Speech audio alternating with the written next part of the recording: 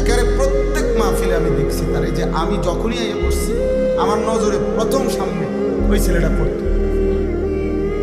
পরে একদিন আমি ইচ্ছা করে তারা ডাক দিছি, দিয়ে বললাম মাহফিল শেষে যে বাবা এদিকে তোমার এদিকে সব সময় দেখি আমার সামনে কথা, কই থেকে আইও, তোমার বাড়ি কি করো তুমি? ছেলেটা বলতেছে যে আমার বাড়ি বানিয়াচং, শায়েস্তাগঞ্জ।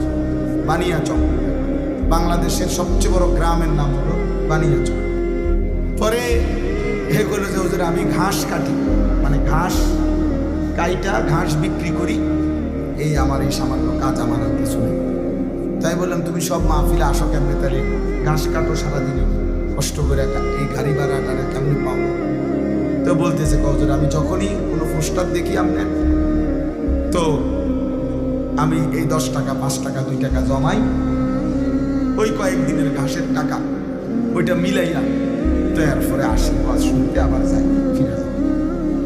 তাই বললাম মাশাআল্লাহ।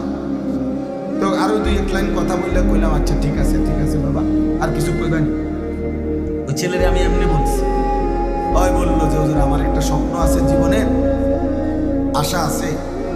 স্বাভাবিক ছেলেটা বলতেছে যে আমার একটা ইচ্ছা, আমি সব সময় 10-20 টাকা করে জমাইতে আছি, আল্লাহ যদি আমার একদিন